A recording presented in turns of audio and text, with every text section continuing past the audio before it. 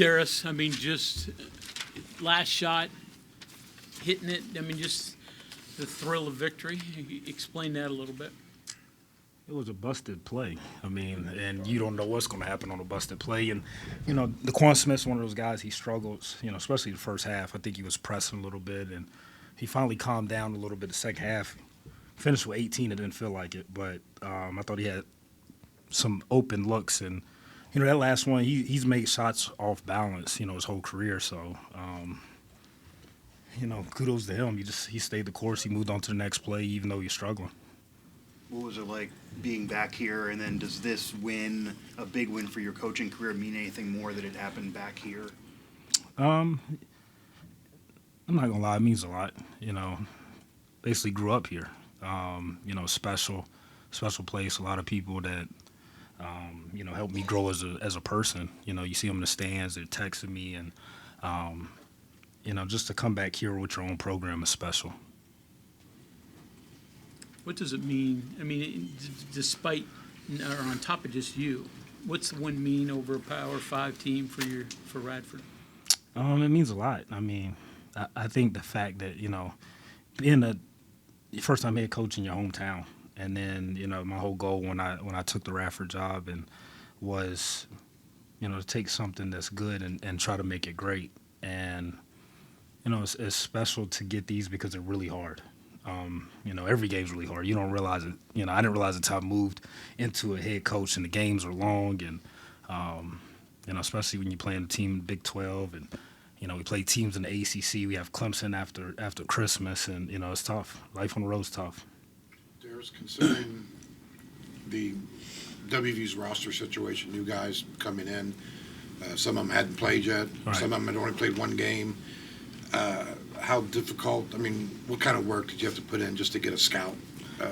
Their situation is unique because a lot of the stuff that you're scouting, you usually scout at the beginning of the year. With the transfer portal, you're pulling clips from this guy's last school, this guy 2 schools ago, and you're trying to piece it together. You usually don't do that in, the middle of December. So we're watching clips, and we're watching, battle stuff from Montana State, and just trying to piece everything together. But for that to be his first game, I thought it was really, really promising. And when he caught that cramp, we was telling our guys, we said it's different. It's a difference being in game shape and practice shape. And so when he caught that cramp, I was like, it's hard to overcome cramps. And he came back second half, and he's really good. And I was like, oh man, it's gonna be a long one.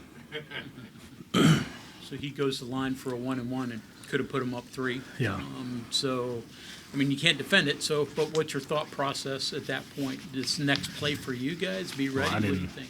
I didn't have any timeouts, so I just whatever happens at that point. So, they went on a run second half, and we had to use those timeouts. And, the crowd got into it. It got loud. And so I said, we can't save these timeouts. We may not be in the situation. Let's use them. So what did you call or have called for the last play? Different action? Other something? It was. And you know what? I told the guys in there, the beauty of it is we've been in this situation a lot of games, having a chance to win it with the last possession at JMU, they're top 25 in the country. We had the same situation at Old Dominion, maybe one other time, I don't know. But we called a play, and then they kind of jumped to the side and let Brian Antoine get downhill and draw a foul. So we didn't even necessarily get to the play. We wanted to run something with enough time for us to get it if we missed it, but not enough time for them to, have a shot at it. So that was our thought process. When Smith, he catches the ball, and there's still a couple seconds, then he loses it. He's got to go pick it up, and and like you said, he just kind of throws something up there. Sounds like he's done that kind of stuff before. That's kind of he probably doesn't know how much time's left on the clock because he's trying to bend down and pick up the ball. Yeah. And we've been saying it since June. Get the ball with 2 hands. Get the ball with 2 hands, and guys don't understand why we always saying that. And he got the ball with 2 hands, and he rose up, and a lot of times in that situation, there's not time to put pressure on yourself. That's all you have to do. And so our next concern was, we was in that situation of Marshall. Guys ran on the floor. We were just trying to keep guys off the floor. We didn't want a technical, and something ended up, going bad for us. You've played against West Virginia before on the opposing side at Florida, obviously once before at Radford. This feel different because Hugs had always been there. Josh on the other end, someone you know that well. Does it feel any different for you, or just another game in the end? It was definitely different. Obviously they've been through a lot over the last year. It was different, but it's also, and I told somebody on the radio, it's good to see your college teammates, Alex and Deshaun. The situation I was in years ago where I'm just getting into coaching. I transitioned from a player to now coach, so it was really good to see them, in that element where they, pivoted to their new purpose, life after playing. So, that was a refreshing part, but it is different just because of, all the stuff that's, transpired in the last year.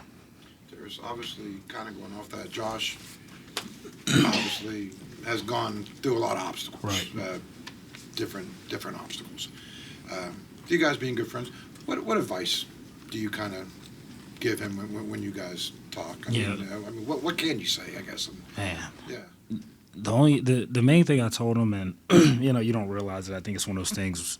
Going from assistant to head coach, you go through a lot of the same things. So your conversations end up more so with head coaches because you're going through the same thing. So the main thing I told him was advice I got from Dustin Kearns that I worked with him at Radford. Now he's at Appalachian State. He said, as a head coach, you're going to have big waves and you're going to have small waves, but they keep coming. He said sometimes the big waves are going to knock you off. You got to get back on. Sometimes you survive the little waves, and then you're like, okay, what's next? And so, he was like, that's a good way to put it, but, that's what we signed up for. Mostly big waves. Mostly big waves, yeah. Yeah. Did you offer that advice, or did he seek it out from you? We just on the phone, just hanging out. I was working out at night, and he was driving home, and I just called to check on him, and, we just started talking. When he spoke about it, he said you mentioned some boogie boards in there. Oh yeah, that's for the big waves. Yeah, that's Yeah, what it is. yeah. Okay, thank you, Coach. Yeah, appreciate it. Good seeing you guys.